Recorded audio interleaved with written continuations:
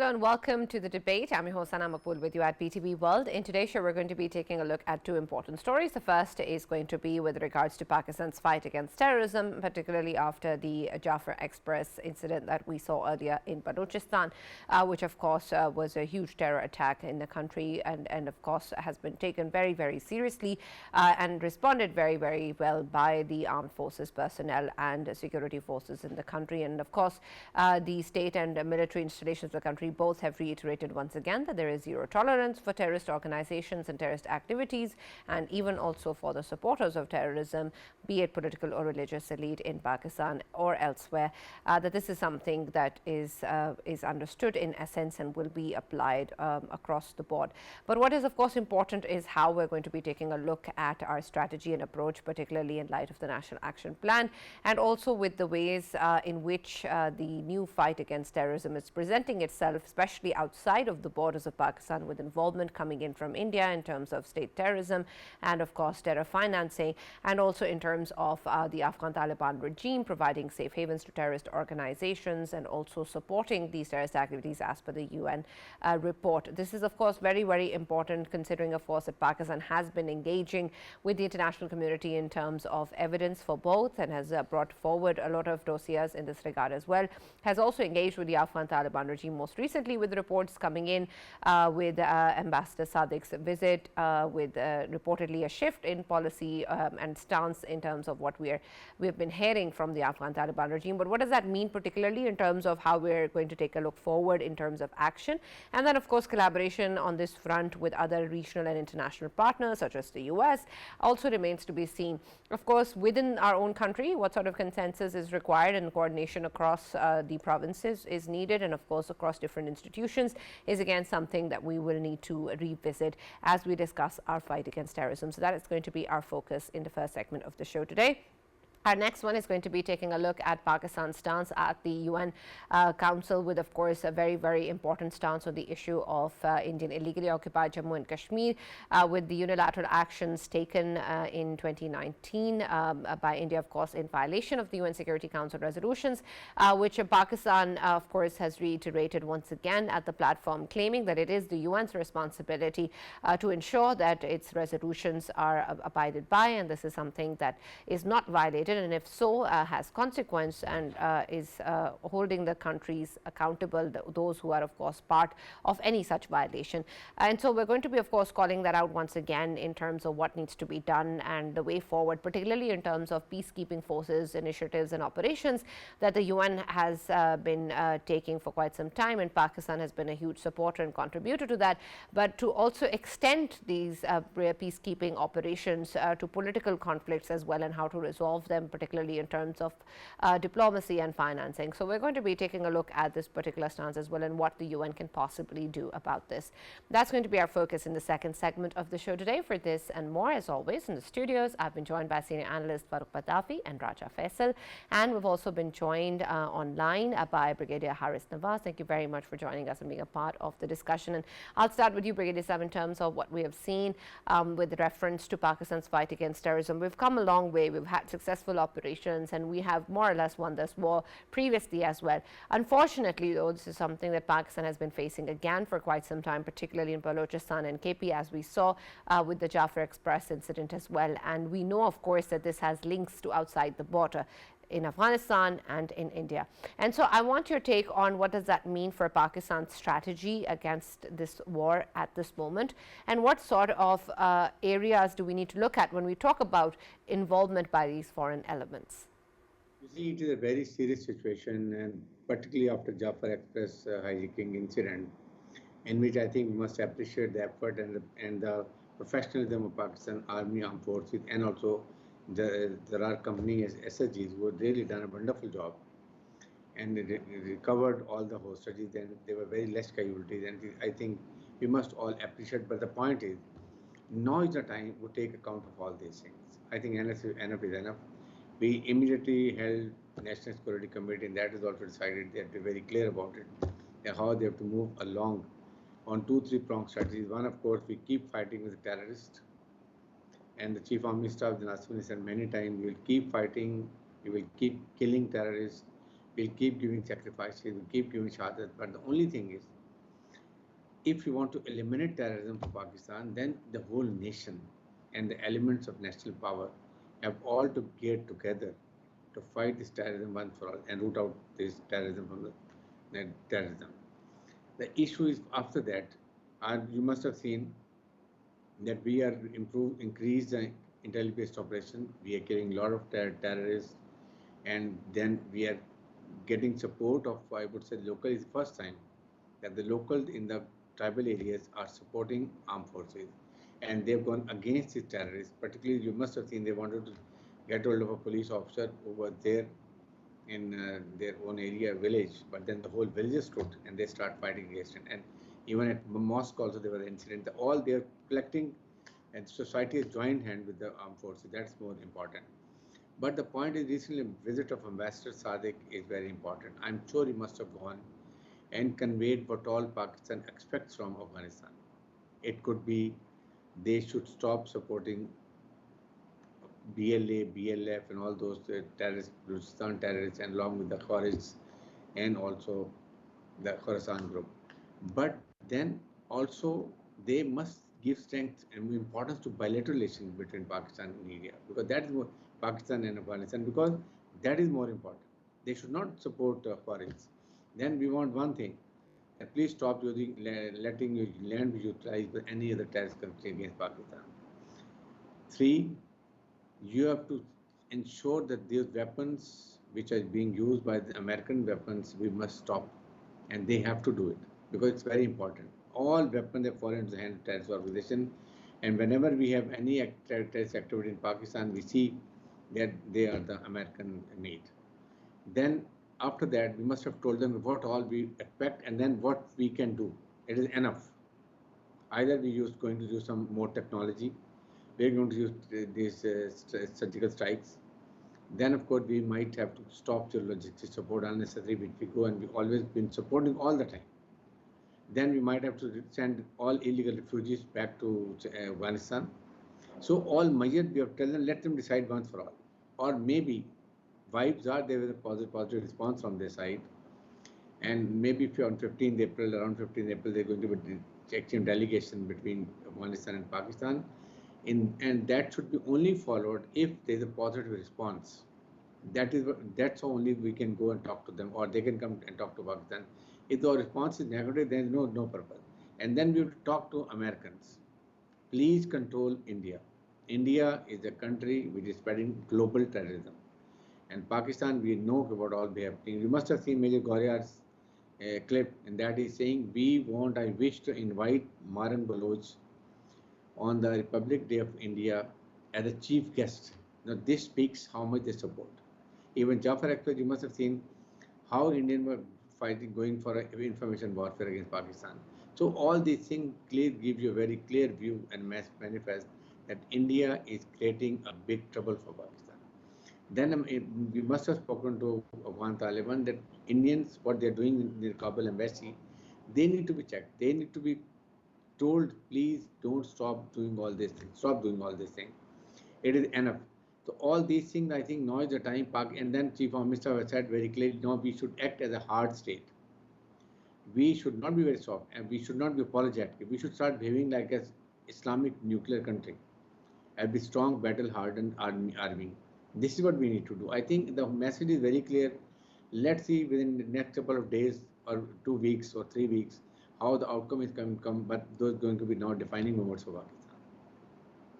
Absolutely. Faisal, I want your take on that as well, because we've seen these links being talked about before as well in Pakistan putting this stance, and it's not the first time that this is being discussed, of course, and there's credible evidence for the matter as well. So I want your take on not just in terms of particularly what happened in Balochistan recently, but in terms of our fight against terrorism and the involvement that we see coming in from India and Afghanistan. And I want you to deal with both of these elements separately also, given what our strategy is and what we can look for in terms of putting this out in the world as well, because we have seen, as we're going to talk about the issue of Kashmir later on as well, that India has gone through a lot of these state-sponsored activities in the past as well, without consequence, even though Pakistan has put forward this stance many times before. And of course, the Afghan Taliban regime is another story altogether in terms of what we've seen as their track record. So I want your take on how Pakistan is approaching both these countries. Yes, Sana, first of all, obviously, when we talk about India, there are many stories which are not highlighted by Pakistan as an evidence of India's involvement in the terrorism or in the propaganda warfare. Of course, they are probed and discussed and brought in front of everyone by the Westerners themselves. I would take the example of EU Disinfo Lab, in which, of course, we saw that, Srivastava group, by sitting inside New Delhi, they were having world over nexus of propaganda which was running, and more than 700 organizations, and then news organizations and news portals, and even they had Geneva Times as a news channel. I mean, they had hired people and they were sitting inside Geneva just carving a narrative against Pakistan, and of course propagating about the Balochistan, the terrorism in Pakistan, and of course they were doing it since long. And when we talk about their other side, promoting the terrorism and then exporting the terrorism, of course everyone knows that Niger and the other Punnu case, these two cases are in front of the whole world. How their diplomats, who were of course portraying as diplomats in other countries, but of course they were raw agents, and they were hiring people to kill all of these Khalistan movement leaders in Western countries, inside Western countries, and they have the proofs of it as well. When it comes to Pakistan, Pakistan has time and again given the dossiers.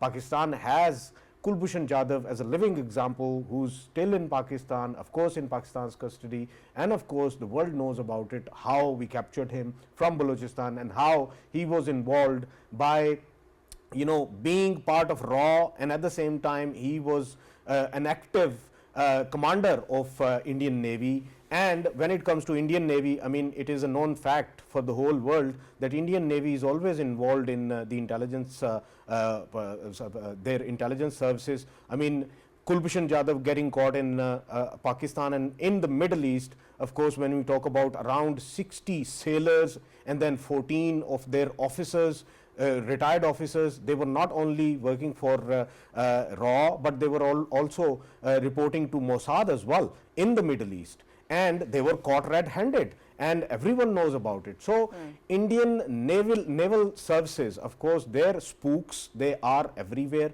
and Kulbhushan Jadhav is a living example. He was active in Pakistan, of course facilitating and then financing the terrorism in Pakistan, BLA, BLF, TTP, you name it, and their footprints were everywhere. And even now, I mean, during the Ghani regime, of course, we knew that people like Amrullah Saleh, who happened to be NDS chief, he was known to have openly said it that I'll show Pakistan how the intelligence should be run, and National Directorate of Security, NDS, that was hand and glove with RAW. They were getting trained in India by RAW, and then they were of course using them by sitting in Afghanistan. They were using them against Pakistan, and when Taliban came and took power in of course Kabul, after that the ball game got changed, but still there are NDS sources on ground that are still, of course it's all about money, Sana. When it comes to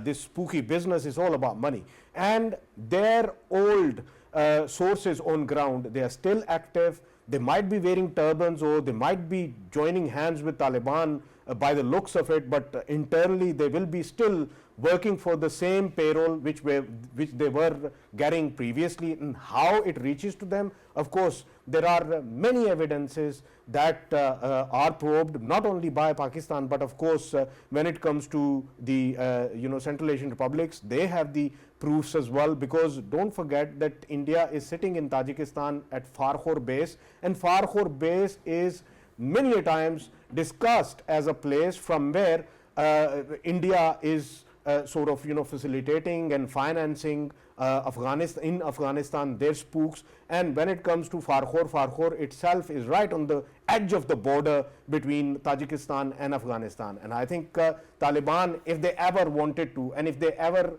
are willing to, of course, secure their own borders and not letting their land to be used against any of the neighboring countries, including Pakistan, then they will come to know about this, that this is what is happening. And to me, I think there are, as we know, the Taliban, Afghan Taliban, they have different cadres like tier 1, tier 2, tier 3. Maybe tier 1 or tier 2 won't know about this, whatever's happening. But people who are underneath them, they are obviously not getting well paid. So, of course, they will be looking for, many of them, they will be looking for, their own ways to find money from somewhere. And if India is constantly throwing money in Afghanistan to use against Pakistan, then of course many of them, they would be on the ground associated with Afghan Taliban, will be facilitating terrorism in Pakistan, will be helping India to finance terrorism in Pakistan. And that is why TTP, BLA, BLF, all of these, they get funded from India, they get funded and facilitated by India, and there are many who are still active in there. When we talk about ISIS Khorasan, we shouldn't be forgetting that not long ago, around 60 of Indian nationals, they were part of ISIS Khorasan in Afghanistan. They were caught there, and few of them, they got killed as well, and they were there. Who knows that they were Muslims or not? Because when we caught Kulbhushan Jadhav, he was not Kulbhushan Jadhav, he was holding a passport of Mubarak Hussain Patel. So if ISIS Khorasan is having Indian nationals there as their part, then who knows that they are from their special services group or from their navy services or from their military, but they are obviously having their Muslim names, and they are of course associating themselves with the ISIS Khorasan, and that's how they are running their affairs in Afghanistan, and that's how they are utilizing all of this menace against Pakistan. When it comes to how Pakistan engages itself and of course tells the whole world about it, well, Sana, we have time and again given dossier after dossier, and right now of course the best thing happened just yesterday was of course our ambassador Sadiq, he went there, and of course the positive developments are that he has openly talked about all of these things in front of Afghan Taliban,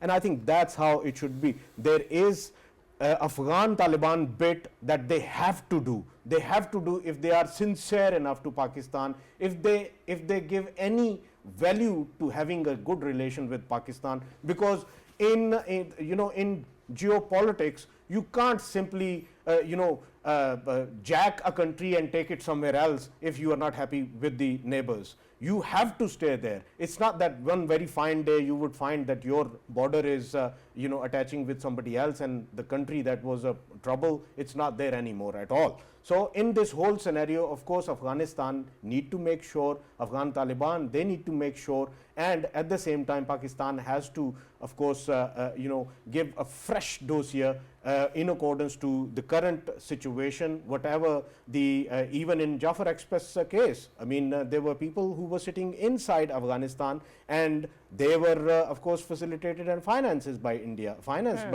So in this whole scenario, we have to generate another dossier and give it to the Americans, United Nations Security Council. As we are in July, we are going to have the big chair in the United Nations Security Council. In that time when we are having that big chair, we should positively utilize it and very wisely utilize it, and I think this is the chance for Pakistan. Pakistan must cash on that. Right, and Farrukh, I want your take on that, because in terms of what we've been talking about, especially in terms of dossiers and putting this forward in the international community, US or the UN, it's something we've done before. So I want to understand how it's going to be different, or what value it's going to add, and if not, and if we know that what we've seen historically happen in terms of no accountability or no consequence with India, what then are the options for Pakistan, given the fact that we know for sure that this is happening? Right, thank you very much, Sana. I think to answer your question directly beats me. I don't know how you can actually reinvent the wheel and do something that has already been done and then have different results. But there is one thing, although I agree with whatever Brigadier Saab was saying and most of what Faisal was saying, right? Because India is there, we know its fingerprints, we have their smoking gun sitting in our prison, and we know so much. But here's the problem. You have to understand what has become of the international order. International order was especially standing on the myth of collective security. That means UN was trying to do, God bless their soul, whatever they could. But they don't have the kind of traction in the new model, new world order, or whatever you may call it. In this situation, what happens is, see, we have two examples of more or less similar ethnic groups fighting and then losing their leverage to a third element, right? One example is Ukraine and Russia war. Both countries are fighting, and in the end, it is America which will walk away with most of the mineral rights in Ukraine and maybe even in Russia. Similarly, in Arab-Israel struggle, they kept on fighting on land. Of course, Gazans were fighting for their life, but whatever it is, in the end, now you have this proposal of this land being evacuated and America taking over, right? So you have to realize that when you fight too much, you cede leverage to other elements. So my humble submission is that the last time any dossier worked, either from India side or Pakistan side, it was when we were handing dossiers to each other. Because when we talk to each other at that time, these documentations actually not only carry weight, but they become leverage. Because then you can say, look, you want to actually talk to me in good faith, and you are doing this, right? So I don't get what India and Pakistan are really doing right now, because if they keep at it, they are going to lose leverage, because now the new games of rules of game are that every country is for itself, and if it keeps on fighting, it keeps on losing power. In the end, a third party, and it doesn't have to be the US, it can be any party, right? They can find more space anywhere. So why not actually work with each other and try to find the solutions to these problems? Because somehow you will have to watch Indian channels, Sana, to realize what is happening in India. First, Kashmir issue allowed itself to radicalize generations of Indians and Pakistanis. But now, because India has this muscular stance, because of that, they are radicalizing their youth, their people to such an extent, using Pakistan as the boogeyman, that in future, if our experience is any guide in the past, that these elements will not be in control even of the current RSS or ruling party BJP. So why actually go there? Why not actually find a way to reconcile? This is one important message that we have to put out. The second one, Sana, when it comes to Afghanistan, look, currently in terrorism, we know what is happening. On one side is financier or the country that is bailing all these elements out, these terrorist organizations. Then there is a launching ground, that is Afghanistan, and to an extent, even Iran. For example, Mubarak Hussain Patel was actually coming from Iran, not from Afghanistan, right? So you'll have to talk to them, you'll have to keep on engaging them, but pressing on them to stop doing this. Otherwise, you'll have to harden both your borders.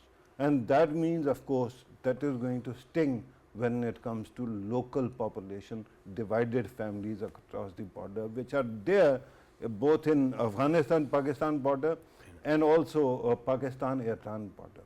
So that is the second thing.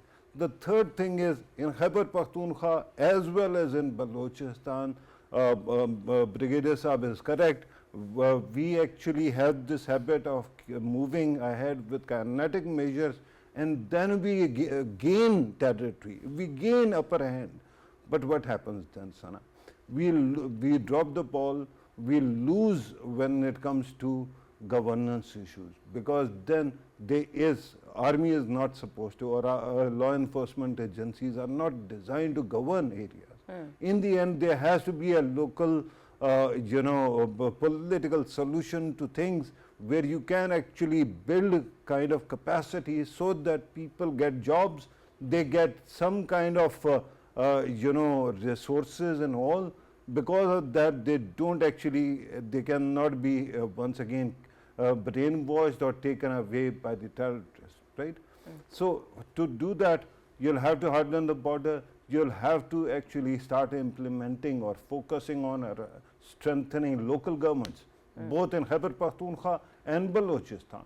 And then your police will also have to take a lead, and then because they'll have to be weaponized, they'll have to be, their capacity building has to be done, then you will be able to say that we are in a position. Remember, in Balochistan particularly, people keep on talking about these Marumia or these sufferings of the past. The fact is, Balochistan has allowed itself to become, in terms of population, irrelevant at the center. Why? Because they don't have that kind of population. It is essentially a demographic issue.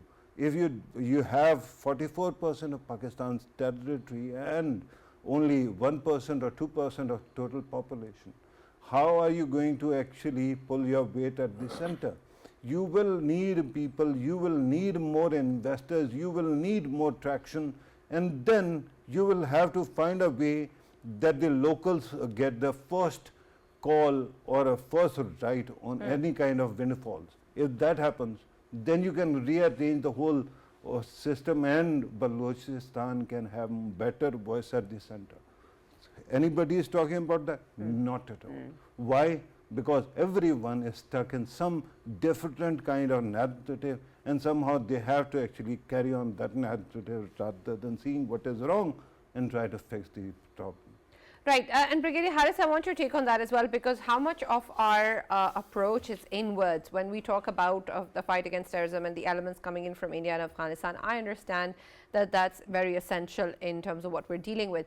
But in terms of resolving this issue, how much of that approach needs to be inwards in terms of our own policies, our infrastructure, our institutions, our political elements, our religious elements, and how we need to have all of this aligned, especially with the federal and the provincial governments in place as well, when we talk about the fight against terrorism, given that KP and Balochistan have been the most hit? The most important thing is that we must have a multi-pronged strategy that we are not doing. You see, if army keep fighting against terrorism, keep doing intelligence-based operation, keep killing terrorists, but then that they are again coming and infiltrating, and they again another people are coming and they are fighting. So the wholesome effort is required, and along with that, we must see where we are lacking. The important thing is why we are not implementing the 20 points national action plan or revised 14 action plans. Why we could not register 32,000 madrasas and still 16,000 registered, 16,000 not registered. And you must have seen the approach of Maulana Fazlur and so many other religious scholars. The issue is we don't know from where the funding is coming, what is the agenda, what is the thing, what do they want to do in Pakistan, and how they are brainwashing. And we wanted at least we should have a good religious and normal education in which you should have information technology, then of course a technical training for so many people. So they become useful citizen of Pakistan. That is not happening. Then for those governance, you see, army can clear and hold the area for certain period. Then they have to hand over to the civil government. But that is not there because they just leave the area, they feel army will do clear, then they fight it out, clear, and then they will keep holding it for the indefinite period. There happened when there is a vacuum, again the terrorists come and they settle over the area. So government has to own their responsibility. I would say provincial government. It is Balochistan and mostly, more particularly KPK government. Then we have to talk to Iran. You see, Iran and Pakistan are the basic stakeholders for Afghanistan trouble. Iran supports Northern Alliance, and we have been always close to southern side of our Pashtun brothers. They don't have a political, inclusive, ethnic balanced government. This is the main problem. And you remember, USA and European, they were very critical that you must have political inclusive government. They are only Pashtun, they are only 41%. What about the Tajiks, Uzbeks, Hazaras? They are not part of it. So that is also creating a lot of problem. Then along with that, we must talk about that these problems will multiply if we don't resolve it. It has to be wholesome. Illegal spectrum, we will talk about it. The money is coming through Hundi, it's coming through narcotics, smuggling. All money is again being funneled towards this terrorism, financial terrorism. So how can we do it? It has to be a wholesome effort. I still feel it is still, we are not united as a nation.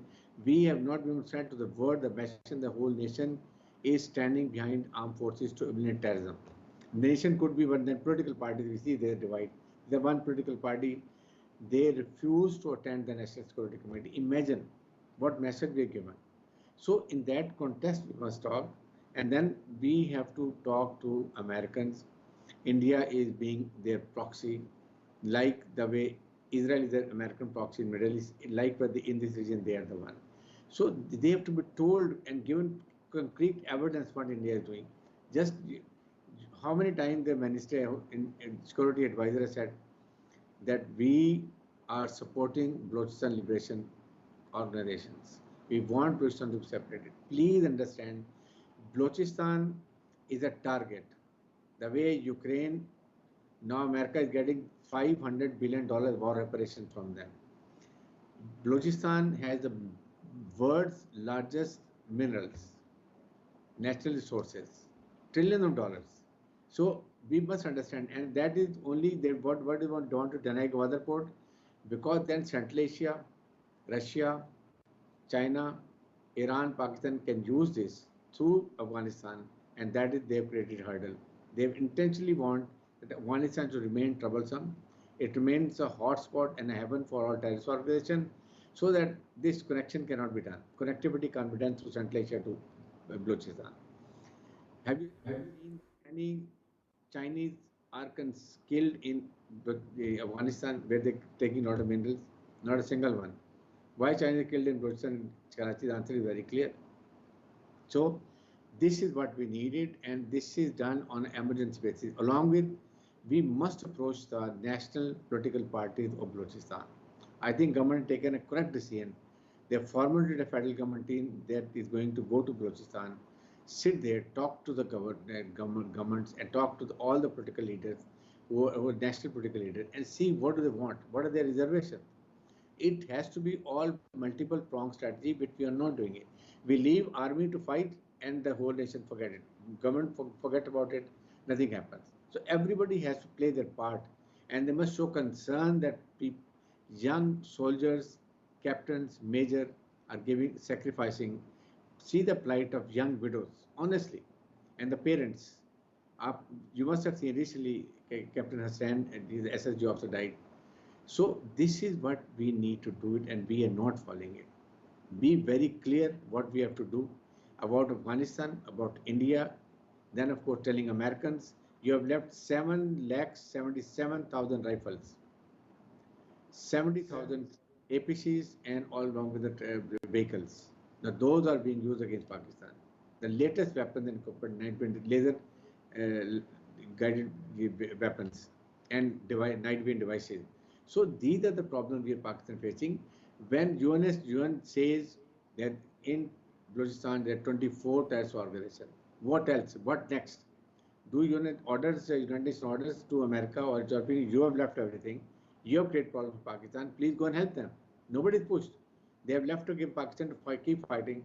We help them, give them a Sharifullah letter, and they use 2-3 lip services. That's all. They should have come forward and say, we want to support it. So these are things I think we need to look into it. Absolutely. Thank you very much, Brigadier Haris Nawaz, for joining us and being a part of the discussion today. That's it from our first segment, but we're going to talk about the issue of Indian illegally occupied Jammu and Kashmir, something that has been reiterated once again at the UN's platform, given the fact that the UN Security Council resolutions is something that India is in violation of. But again, nothing has been done about it. Faisal, I'll start with you with reference to what we've already discussed in terms of no consequence and accountability for India. But this is a very, very integral issue, and it's protected by the UN Security Council resolution. sanctions. However, despite the unilateral actions that we have seen in 2019, we're now in 2025, nothing has happened so far. So Pakistan's call for the UN to take action is a legitimate one, but really what can we expect from the UN? Yeah, there's a big question mark. I mean, first of all, obviously, Tariq Fatmi, he's been speaking at an event that was, of course, United Nations, and it was related to the peacekeeping, of the whole world. And when it comes to peacekeeping, of course, Pakistan is one of the largest contributors in terms of, sending troops for maintenance of the peace throughout the world. And currently, there are 7 different locations of the world where Pakistan is, doing that duty on behalf of United Nations. And I think United Nations time and again has highlighted the sacrifices and the services of Pakistan military, the one they have been, of course, delivering to them since Pakistan is part of United Nations. When it comes to Sana, whether United Nations is delivering to Pakistan or not, well, United Nations is just doing lip service when it comes to abrogation of 370 and 35A, which was done by the Indians, and nobody said anything from that side. I mean, concrete solution is required to this tipping point we always highlight between 2 states that are nuke states, Pakistan and India, and is the bone of contention, Kashmir, we always highlight. And when it comes to United Nations own resolutions, resolution 47, which actually tells India and Pakistan to, of course, vacate, and we know that Pakistan straight away accepted that and straight away said that we are ready to, of course, move our forces out so that we can hold a plebiscite. But at the same time, United Nations was required to, of course, send in the peace troops so that peace can be maintained for a certain time of period, and then plebiscite can be held in Indian illegally occupied Jammu and Kashmir and Kashmir overall, Jammu and Kashmir. But so far, of course, India is the one that had always said no to it. Reason being, India very well knows that Kashmir is not a part of India at all. Kashmir has everything to do with Pakistan. I mean, Sana, when it comes to having relations, since the old times, it has been, a sort of modus of people to create relations with alongside the rivers. And if we look at our waters, they actually flow from Kashmir and come towards this side. That is why, Punjab and KPK and all of these, they have strong relations with the Kashmir. They have Kashmiris, they have strong relations with them, and that's how the demographics of Kashmir since the early days they started getting changed. Reason being, they had more relations, more to do with Punjab and more to do with Pakistan rather than to anyone else in India. So I think plebiscite is the only solution, and it is good that Pakistan is reiterating the facts and Pakistan is reminding United Nations that they have to do something about their own resolutions. Right, and Farrukh, I want your take on that, because essentially we have seen that there isn't much that is done or can be done as per the UN's platform if there is a violation of the UN Security Council resolution. And I want your take on the kind of points that Pakistan has put forward, particularly in terms of revisiting the entire concept of peacekeeping operations and extending that to political disputes as well. Can there be any direct involvement or consequence by the UN as a platform or body that can potentially have consequence or bind countries in terms of what they ought to do in such a case? Right. Usually, Sana, UN actually becomes active where the local parties don't have the capacity to resolve the issue, or they don't have the kind of power to stop UN from actually coming to that region. And this is the biggest tragedy. Here are 2 nuclear powers, and because of their mutual animosity, UN has very little, traction or punching power in the region, unless UNSC, the P5 members actually decide somehow magically that this has to be resolved. If they do, it is of course going to be as per their interest, not our interest, right? Because of that, UN's role here in this region is of somebody who is actually sleeping. So whenever you actually invoke UN, all you can expect is it is going to snore at the problem, nothing beyond that. What exactly can be done? Just tell me, right? The point is that, of course, doesn't mean that we let go of our legitimate claim, because it was the UN which passed that resolution which calls for plebiscite, which actually gives Kashmiris the right and the agency. Right is one thing, agency is another. It gives them agency to decide their own future. So that agency is a promise that was actually supported by India. Isn't agency given though? Yeah, sorry, come again. Isn't agency a given thing? It is considered to be that, but unfortunately, because India has been changing its goalposts repeatedly. First, it was India that took the matter to the UN. Then it was India all of a sudden after, one of the accords, it claimed that now it is a bilateral issue, and now it is a two-tongue, and now they actually start claiming your side of the Kashmiri territory also.